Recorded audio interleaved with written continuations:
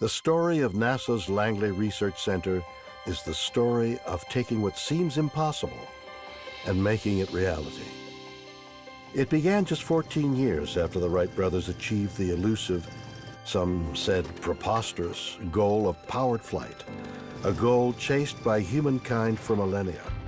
Their 120-foot journey at Kitty Hawk, North Carolina in 1903 broke the impossibility barrier, setting the course for the next century and beyond.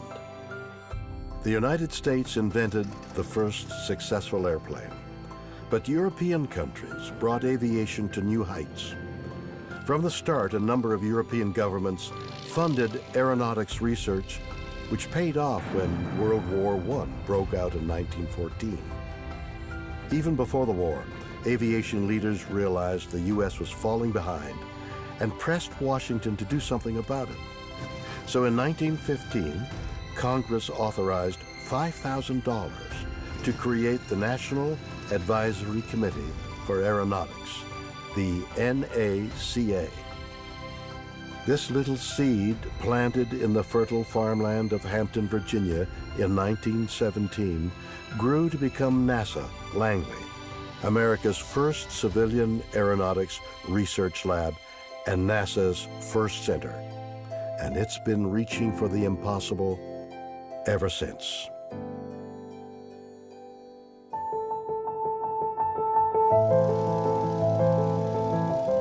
To go to the moon in this decade, not because they are easy, but because they are hard.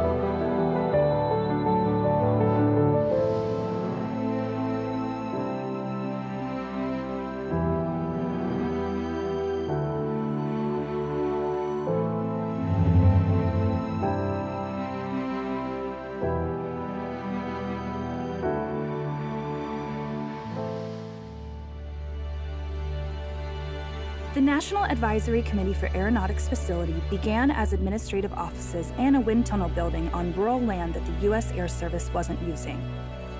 The NACA broke ground for the Langley Memorial Aeronautical Laboratory on July 17, 1917.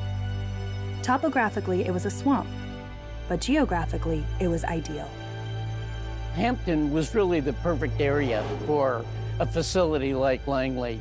The U.S. Army Air Service was already there, so there was already flying going on. And what the engineers liked was the fact that it was a pretty good distance from Washington. So the suits were up there and the engineers had Langley to themselves. World War I had shown aircraft's need for more speed, power, and agility. Not just in wartime, but for untapped commercial possibilities. It was for that reason Langley was conceived as a truly national laboratory, to benefit aeronautical exploration. From the start, Langley dedicated itself to building the tools, setting the rules, and solving the problems that kept flight from reaching its potential. At the time Langley was established, the potential for aeronautics was as big as the sky. There was no place to go literally but up. The United States was really far behind Europe in terms of aeronautical research and progress. The Europeans, after all, had been driven by the fear of war and then an actual war, lots of money going into the technology. In this country, not so much. And the founders of the NACA recognized just how important those European labs had been in pushing European aeronautics. Langley came online as America's first civilian aeronautical research lab in 1920. The NACA's first atmospheric wind tunnel was already at work testing aerodynamic forces that affect aircraft.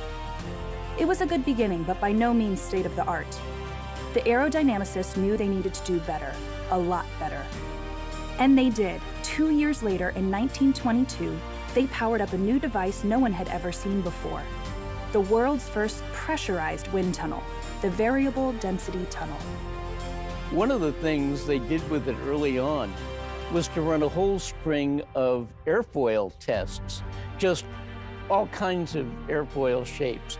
And they published the data in kind of a catalog that was really of revolutionary importance for airplane designers. You could go to the NACA catalog, you could pick out an airfoil that had the characteristics you wanted, and there you go.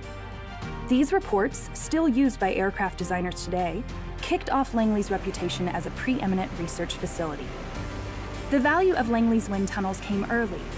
In 1928, Langley engineer Fred Weick used the propeller research tunnel to design a cowling or cover for propeller engines that reduced drag, cooled the engine, and increased an aircraft's flight speed. And it was those sorts of improvements coming out of the NACA that really laid the foundation for the advance of both military and commercial aviation in this country. Success followed success. Encouraged by the propeller research tunnel, which was big enough for a full-size aircraft minus the wings, Langley built a tunnel to test entire planes, wings and all. In 1931, Langley opened the full-scale tunnel, which could test at speeds up to 118 miles per hour. You really can't talk about the history of aeronautical research at Langley without talking about those wind tunnels. As you get into the mid and late 1930s, Langley, on the basis of the airfoil research, the cowling, and all of the other work they were doing, had established itself. The engineers had established themselves as a match for anybody else in the world. The Germans, the English, Langley was right there contributing to the body of knowledge. And when the winds of war began to blow, Langley's tunnels were ready to serve. Many believed we would never beat Germany's superior air power. And based on how things looked at the end of World War I, that would be a reasonable assumption. But a lot had changed in one generation. During the war, I think the lights never went out at Langley Research Center. The full-scale tunnel, I mean, you could put a full-scale fighter with a 40-foot wingspan in that tunnel and do really important tests with it. Those tests were possible in part because of women who filled critically important jobs in machine shops, laboratories, and offices, while men were at war. The Langley Research Center just played an incredibly important role during World War II, as it had in the years leading up to the war. After the war, the innovations kept coming to increase structural integrity, safety, and speed. But how fast could we go? Speed was, at that time, one of the things that aeronautics was all about, after all. And Langley, from the days of the NAC cowling and the other advancements, had certainly done its part to build speed. By the late 1930s and during the war, it became clear to engineers, though, there was a real problem on the horizon. That problem was the sound barrier. During World War II, pilots noted that in steep dives, as aircraft approached the speed of sound, Mach 1, they would behave differently than at slower speeds. Langley's tunnels would again be needed to solve that problem, but first the tunnels themselves had to change. The 8-foot high-speed wind tunnel could handle speeds of up to 500 miles an hour. When you get air much faster than that flowing through a normal tunnel, it began to create all sorts of problems with the reaction of the air to the wall of the tunnel, and you weren't getting good data anymore. In the late 1940s, Langley's Ray Wright, with the support of Division Chief John Stack, experimented with ways to relieve these effects so that testing at transonic speeds could be done. They developed what they called the slotted throat wind tunnel. You'd always been able to test at supersonic speeds and, of course, at subsonic speeds, but it was in the transonic area where the tunnels had a problem until Langley engineers solved it. This was the dawn of the supersonic age. where research would push flight beyond the speed of sound. It was time to take some of the testing out of the tunnels. The U.S. Army Air Force teamed up with Langley and Bell Aircraft to develop an experimental rocket engine-powered aircraft, the X-1. One solution was to design an airplane to go out and gather the data, and that's what the X-1 was. On October 14, 1947, test pilot Chuck Yeager took the X-1 on its 50th flight and became the first person to break the sound barrier. Mach 1 was not only reachable, but thanks to Langley and others' research, just the beginning. The future was suddenly coming at us faster than sound, and Langley was up for the challenge of the new high-speed frontier. At the time the X-1 flew through the sound barrier, it meant a couple of things for Langley. While the wind tunnels were still incredibly important and engineers were still doing that work, now there were these new tools, research airplanes. And so subtly, the mission of the NACA and Langley began to change a little bit. One of the most brilliant innovations sprang from the mind of engineer Richard Whitcomb. It's called the area rule. The design concept provides for an indentation in the fuselage near the wing. This indentation reduces the drag at transonic speeds and thus allows the airplane to fly faster and farther without an increase in power. By the mid-50s, the supersonic age gave way to the hypersonic era and the race to achieve speed above Mach 5. Langley's researchers worked with the other NACA centers, the Navy, Army, Air Force, and North American Aviation to design, build, and test the experimental hypersonic X-15. The world's first hypersonic research aircraft made its maiden voyage on June 8, 1959. Mach 5 is hypersonic. And of course, the most famous hypersonic manned vehicle was the X-15. And again, Langley's involved in helping to think about the aerodynamics of that vehicle and in testing it. I mean, it was an NACA, NASA program that really did bridge from the age of the air to the age of space. The sky was no longer the limit, and whether or not anyone realized it at the time, the space age had begun.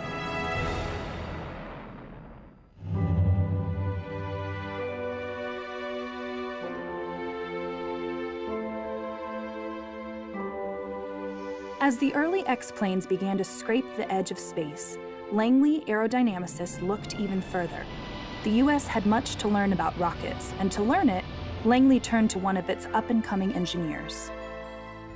Well, Robert Gilruth was an engineer, an aerodynamicist, who went to work at the Langley Memorial Aeronautical Laboratory just before World War II.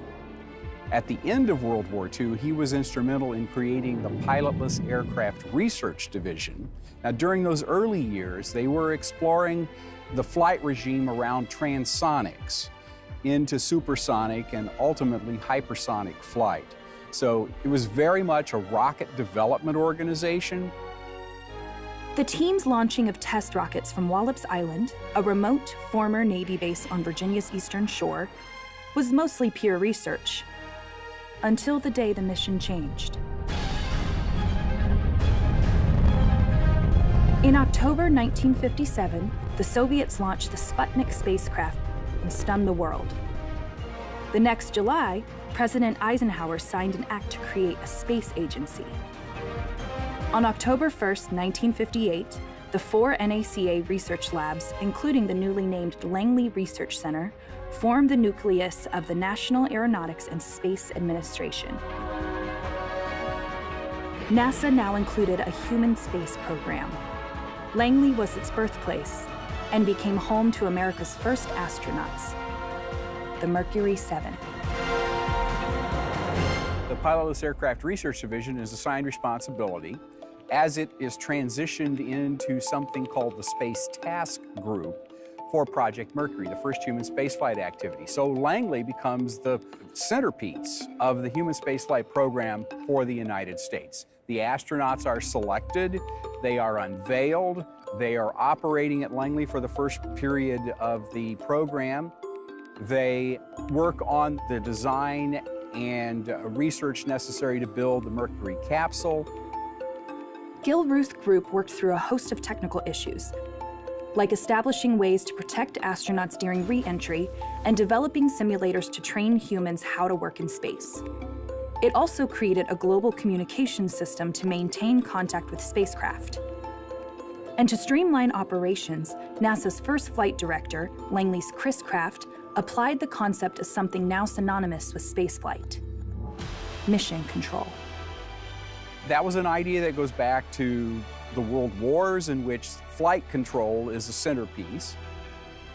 You have to understand the logistics of movement and how things are going to be operating. All of that can be done from a room, if you will, with communication systems coming in and going out and data coming in and going out. And they modified those ideas from the military and created the modern mission control. All of these technological advances required mathematical experts. One of the most well-known was Langley's Katherine Johnson. For years, Langley had hired women to operate primitive mechanical calculating machines.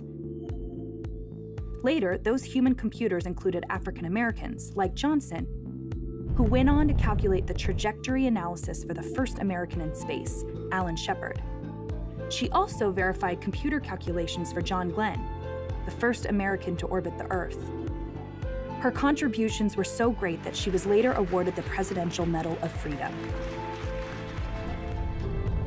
In the 1960s, the space age, born at Langley, took its next giant step, with a little nudge from President John F. Kennedy.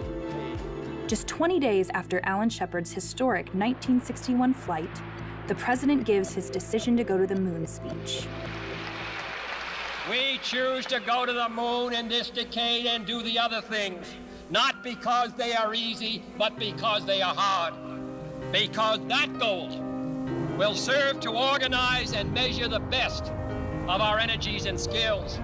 Because that challenge is one that we're willing to accept, one we are unwilling to postpone, and one we intend to win, and the others too. It's a technological miracle in many ways. No one's ever even tried this before in terms of reaching the moon. There were three options that anyone could think of. The first option was, let's build a really big rocket, let's fly it to the moon, and then let's land a piece of it on the surface. And that sort of direct ascent option was very quickly put off the table because it was just too expensive and difficult to do. The second option was called Earth Orbit Rendezvous. You send up multiple spacecraft into Earth orbit. You convene a armada, if you will, in Earth orbit. They assemble a set of vehicles to go to the moon. They go to the moon, they do their mission, and they come back.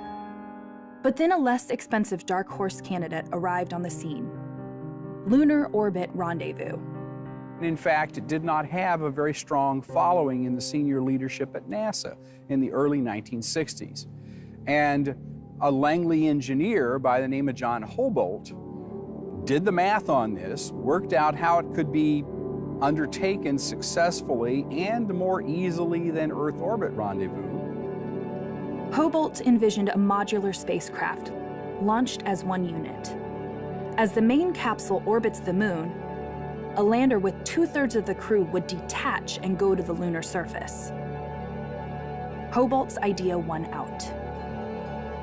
And this was an important decision because this would drive all the technology that would be developed to accomplish the moon program. The Apollo spacecraft, the lunar module landing craft, the big Saturn V rocket were all predicated on that decision. A couple of years later, Langley trained Gemini and Apollo astronauts how to rendezvous and dock 2 spacecraft while in orbit, setting the stage for the Apollo moon landing. But before anything could land on the moon, we had to know its surface. 5 lunar orbiters took images and beamed them back to Langley. Well, Lunar Orbiter was an interesting program. How do we get the best imagery that we can possibly get from the lunar surface with a spacecraft that's in lunar orbit, with the intention of, first and foremost, finding good landing sites, ones that are safe to land on, but also geologically interesting, so that astronauts can get out of the spacecraft, collect samples, take imagery, and do all of the things that they're supposed to do. The astronauts also had to be trained to fly the last 150 feet to the lunar surface and then move safely and comfortably in the moon's reduced gravity. 24 Apollo astronauts, including the first person on the moon, Neil Armstrong, trained for their missions at Langley. Landing on the moon is not an easy task. It's virtually impossible to simulate it here on Earth. They built a huge gantry at Langley Research Center, the Lunar Landing Research Facility, which had cables and hooks and all kinds of things, and you could put a vehicle that was a model of the lunar module suspended from this thing. Having conquered the moon, Langley turned to the next great challenge: the Viking program to Mars. A mission to investigate the planet's atmosphere and surface and to look for signs of life. NASA Langley managed the Viking project and was responsible for the Viking lander system and mission operations. The history that it had with Lunar Orbiter, in which it was very successful, sort of gets transferred into the Viking landing program. A mission to Mars is infinitely more complex than landing on the moon. The Viking 1 and Viking 2 spacecraft, each with its own orbiter and lander, would take months to make the half-billion-mile journey to a rocky, cratered planet that has very little atmosphere. When Viking 1 touched down on the Martian surface on July 20th, 1976, it became the first spacecraft to land safely on the red planet and keep operating. Touchdown, we have touchdown. Excellent zone. Within seconds, it started taking pictures of Mars and itself, what some call the first Martian selfie. Viking was safe on Mars, gathering tantalizing data from another world. The Langley developed technologies that made it possible have continued to shape the robotic exploration of Mars ever since. It was a very significant coming of age for both NASA and Langley Research Center. Langley was assigned this task and did it beautifully. By the time Viking 1 blinked out in 1982, the world's first reusable spacecraft, the Space Shuttle Columbia, was starting its 5th mission. It launched on a rocket and returned to Earth like a glider. Reusable spacecraft goes back to Buck Rogers in the first part of the 20th century. The cartoon strips, the movie serials, the feature films, they all use reusable spacecraft. Langley's researchers knew about reusable spacecraft from their work in hypersonic gliders and space planes. Beyond testing the preliminary shuttle designs and capturing tens of thousands of hours of wind tunnel data, Langley's engineers also conducted structures and materials tests, evaluated shuttle tire and braking systems, and improved its thermal protection system. From 1981 through 2011, NASA's 5 shuttles flew 135 missions. Its crew transported large cargo to low Earth orbit, launched, repaired, and recovered satellites, and helped build the International Space Station. With astronauts living and working in space since the year 2000, and commercial companies now conducting supply missions to the space station, NASA could focus on deep space travel. With the Red Planet again in our sights, Langley and other NASA centers are working on the Orion crew capsule and heavy lift rocket, the Space Launch System, or SLS. Mars is sort of the big enchilada of places we'd like to go. And I don't think there's anybody in the space community, and probably a whole lot of people outside the space community, who would like nothing more than to see astronauts set foot on the Red Planet. It's hard to do. There's radiation hazards, there's the microgravity environment that has to be dealt with. All of those are challenges that need to be overcome to undertake a human mission to Mars. Langley Research is tackling these challenges and many more. Just like the testing of the Saturn V and shuttle designs, SLS models are being tested in Langley's tunnels and with Langley computer know-how. And Langley engineers have led efforts to build a launch abort system designed to carry the crew away in the event of an emergency during liftoff. Versions of the Orion capsule have gone through testing at the same gantry used to train the Apollo astronauts. Splash tests of Orion mock-ups, outfitted with sensors, and some equipped with crash test dummies, will help us better understand what the spacecraft and astronauts may experience when returning home after deep space missions.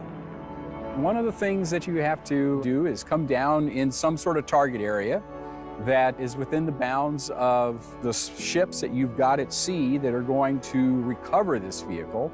You do not want to leave the astronauts bobbing in the water for too long.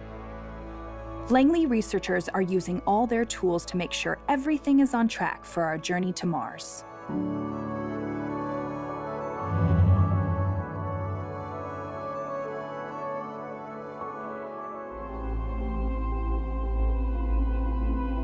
Even as NASA and NASA Langley turn their attention toward other parts of the solar system, scientists never lost sight of planet Earth.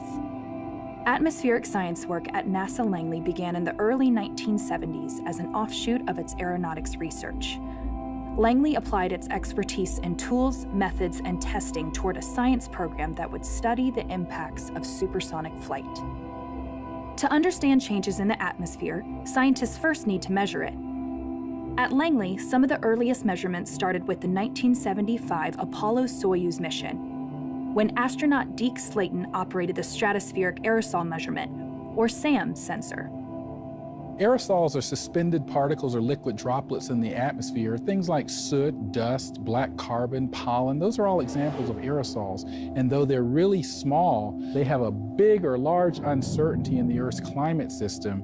NASA Langley has been instrumental in studying aerosols and the processes related to them and understanding their role in the climate system. The SAM experiment marked the beginning of Langley's space-based studies of aerosols in Earth's atmosphere. Later, more Langley-developed instruments were sent into space. Many were on satellites, like the first Stratospheric Aerosol and Gas Experiment, or SAGE, launched in 1979, part of the family tree of instruments that grew out of the SAM experiment. The vantage point of space allows us to look at the Earth's atmosphere, its weather, and its climate, to look at various processes ranging from diagnosing our climate, long-range transport, or even improving prediction from our climate models. Beginning in the 1980s, the space shuttle served as another tool in the Langley Atmospheric Science Toolbox. NASA's first science payload on a shuttle launched on Columbia's second mission. The Langley-developed measurement of air pollution from space instrument helps scientists build a database of atmospheric carbon monoxide levels. These measurements gave scientists a better understanding of pollution and how far it can spread. The atmosphere is composed of both natural and anthropogenic pollutants. We talk about aerosols and trace gas pollution. These are critical, and we're seeing increases in places like Asia. Meanwhile, we're seeing decreases in other places around the world. So transport and understanding that transport is important to understand the overall climate system and the composition of these pollutants and gases. The shuttle also carried a Langley satellite-based experiment that measured the planet's overall warming and cooling. In 1984, Sally Ride, the first American woman in space, deployed the Earth Radiation Budget satellite from the Space Shuttle Challenger. It's important to study the Earth's radiation budget because it has a critical impact on understanding climate change. The sun's energy comes into the atmosphere. It can be absorbed by greenhouse gases.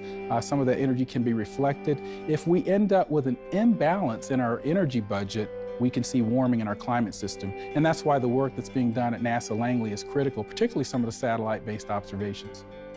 The Earth Radiation Budget satellite was also carrying an instrument that would take a closer look at the ozone layer. SAGE-2, another in the family of instruments that grew out of the SAM experiment. The ozone layer, which is a part of the stratosphere, is critical for life on our planet. The ozone layer protects us from harmful UV radiation. Now, in the past, we used ground-based observations and perhaps balloon measurements, but it really gave us point measurements. It's kind of like seeing a tree, but not necessarily seeing the forest. Satellites allowed us to see the true expansiveness of the ozone hole. Information from Langley satellite instruments provided the most widely used ozone datasets in the 1990s, helping scientists better understand the hole and how to work across borders to repair it. And in February 2017, Langley extended that ozone monitoring legacy with the launch of SAGE 3 to the International Space Station. Another of Langley's tools for looking at the atmosphere is active remote sensing LiDAR technology. Much like radar uses sound waves to take measurements, LiDAR uses lasers. Launched in 2006, the Calypso satellite, a partnership with the French space agency CNES, uses LiDAR to provide new insight into the role clouds and atmospheric aerosols play in regulating Earth's weather, climate, and air quality. Two of the biggest uncertainties in climate model projections are aerosols and clouds. Clouds can be a net warmer or a net cooler in our climate system, depending on where they're located in the atmosphere. Another key point with clouds is that clouds form on aerosols. Understanding clouds, their formation, and their distribution will take us a long way in closing the uncertainty in those model projections. Langley scientists have also used LiDAR instruments on board airplanes. It's part of an airborne science legacy Langley pioneered in the 1980s, when scientists first used instrumented planes to better understand the troposphere, the air we breathe. The troposphere is the lowest layer of our atmosphere. It's the layer that we live in and will never leave unless we are an astronaut or become an astronaut. Aircraft and the instruments they carry continue to be important to Langley Earth science, whether it's to measure and track air pollution, help assess Arctic sea ice, or study the movement of greenhouse gases. Even as Langley's Earth monitoring instruments fly around the skies, new Langley satellite instruments are in the works, including a new version of Ceres, the clouds and Earth's radiant energy system. Dating back to the late 90s, Ceres and its follow-on instruments are devoted to understanding Earth's radiation budget. Langley is also managing the development of TEMPO, the first space-based instrument to monitor major air pollutants across North America hourly during daytime. NASA Langley is critical for studying the Earth's atmosphere, given its observations and capabilities related to things like atmospheric chemistry, aerosols, clouds, and the Earth's radiation budget. It also hosts the Atmospheric Sciences Data Center. The data from these satellites, aircraft missions, and otherwise will be critical for closing the uncertainty in our climate model projections. Learning as much as we can about where we are today will tell us where we're heading tomorrow. Of course, sometimes emergencies arise that no one could have predicted. And in many of those cases, the researchers at NASA Langley have risen to the challenge with timely solutions.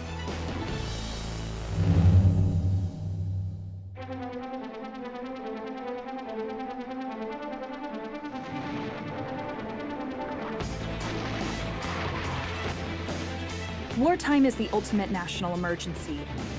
And in World War II, Langley earned its wings once again. By methodically examining individual warplanes, engineers learned how to squeeze maximum aeronautic efficiency out of each one. It was called drag cleanup. The magic happened in the full-scale tunnel, starting with the Navy's Brewster Buffalo prototype fighter plane. This Brewster Buffalo is the classic example. They bring in a plane that's not working the way it's supposed to. It's not performing the way the engineers designed. It wasn't going to meet the basic contract requirements. The real achievement of the drag cleanup study was this invention of a new process for quickly evaluating the performance of a particular aircraft design. By the war's end, more than 30 varieties of military aircraft flew faster because of drag cleanup. And you cannot overstate how important that was to the performance of these vehicles throughout the Second World War, and really helped give the Allies an edge in their air power. Langley's engineering also made a difference in civil aviation. It benefited the nation and the industry by producing amazing aircraft right after the Second World War, airplanes that could fly faster and farther and higher than anything that had ever been designed in human history. Those new advancements came at a cost. Vibrations that are inconsequential at lower speeds can be catastrophic as planes flew faster. The vibrations, called flutter, could literally shake a plane to pieces. And then suddenly in 1959, an Electra fell out of the sky and another one fell out of the sky, and people lost their lives. And this was a profound crisis for the airline industry. The Federal Aviation Administration ordered tests to find solutions. Industry turned to NASA Langley and its new transonic dynamics tunnel, designed to study the effects of wind gusts and structural vibration on aircraft. It was a blockbuster test for that tunnel. But what they did in this work was discover the root of the problems. What caused this vibrations? What caused the flutter to occur? And more importantly, how to fix it. The Langley testing did more than prevent further accidents and save countless lives. It also set the pace for the aircraft industry. I think one of the really important contributions that Langley made in this particular moment was that it taught industry how to work together productively, how to identify a research problem, how to solve it, and more importantly, it set up a research agenda for decades to come. Langley's problem-solving expertise was called on again after the 1985 crash of a Delta airliner at Dallas-Fort Worth Airport that killed 136 people. It went down trying to land in a thunderstorm, doomed by a wind shear downdraft, the second such crash in 3 years. The FAA tapped NASA Langley to lead airborne wind shear and microburst detection research. A microburst is kind of a mini tornado, but in reverse. And wind shear is when those wind currents suddenly shift unexpectedly. Because of these sudden changes, it makes it extremely hazardous for pilots if they're at the point of a flight when they're trying to land the plane. This is when a number of accidents occurred. Langley developed a system to better understand and analyze these unusual weather conditions. Langley researchers come up with a numerical scale they call the F factor to help pilots understand the severity of wind shear. That number, this F factor, if you will, is incorporated into FAA regulations today. But it's a great example how one piece of research can have national impact. Because of NASA Langley research into sensors that warn pilots a microburst is ahead, wind shear accidents in the US have been virtually eliminated. But it's not just outside agencies that rely on NASA Langley's expertise. After Challenger exploded in 1986, Langley engineers tested the solid rocket boosters' failed O-rings. Other Langley researchers focused on the booster joints and came up with a whole new design. After Columbia was lost during re-entry in 2003, Langley wind tunnel and computer-based studies of shuttle aeroheating helped paint a picture of what happened. Langley then focused its technical strengths on shuttle's thermal protection system, what made it fail, how to inspect it, how to repair it in orbit, and determine when it was safe to fly, even with minor damage.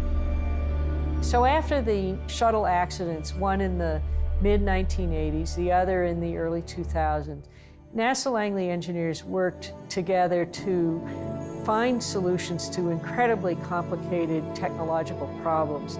They even developed a camera that could inspect the shuttle while it's in orbit. But the most important contribution they made was helping the United States return to space. And during the shuttle's final missions, Langley researchers took images unlike those ever seen of the shuttle. Thermal snapshots at Mach 20 that may someday be used to create new spacecraft.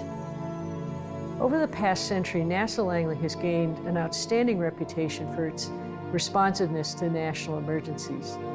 I think the reason it's been so effective is its people. They're resourceful, they're imaginative, they're creative, and above all else, they have the remarkable capacity to reinvent themselves. It's those qualities that make Langley such a national treasure, and it's what augurs well for the future.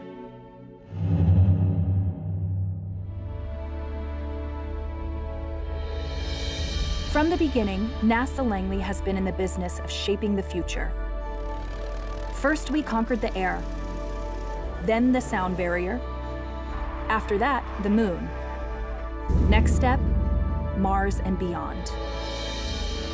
While we've celebrated successful Martian landings, starting with NASA Langley's Vikings in the 70s, and more recently, rovers like Spirit, Opportunity, and Curiosity, future missions will require larger craft, bigger payloads, and eventually human explorers.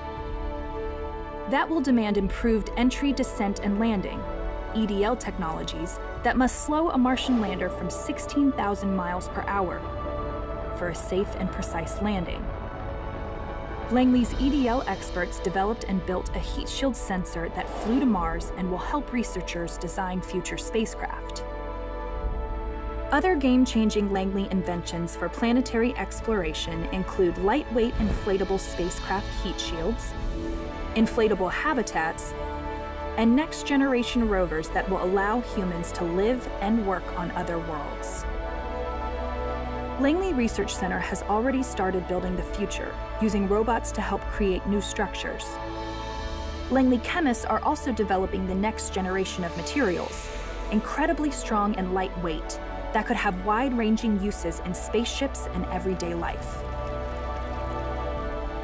But Langley has not forgotten its aeronautic roots or its commitment to X-planes. Almost 70 years after Chuck Yeager broke the sound barrier, Langley is working with industry on a supersonic passenger jet that would transform the sonic boom into a neighborhood-friendly sonic thump. Today's and tomorrow's X-planes have progressed to numbers like 43, the fastest air-breathing aircraft. The X-48, a new aircraft concept designed to be greener and more fuel efficient. And the X-57, the first all-electric aircraft. All are being tested or developed at NASA Langley. On a smaller but perhaps even more ambitious scale, Langley engineers are looking at concepts like personal air vehicles and drones that require the development of intelligent autonomous systems that can allow machines to learn and act independently. Other Langley visionary research will explore new ways to better understand our home planet. Langley scientists are developing low-cost, small satellite technologies to observe the climate and air that we breathe. Sensors and instruments on spacecraft, aircraft, and on the ground, combined with computer modeling, will help us better predict and understand conditions here on Earth, and will continue to add to our long-term climate data records, so critical to understanding our planet. 100 years ago, NASA Langley rose from the farmlands of Hampton, Virginia, to become an aerospace research powerhouse. The trajectory of Langley's mission has carried it beyond the sound barrier, beyond our atmosphere, and even beyond the moon. All the while, NASA Langley's advances in materials and atmospheric science are improving life right here on Earth, expanding our knowledge and protecting the planet.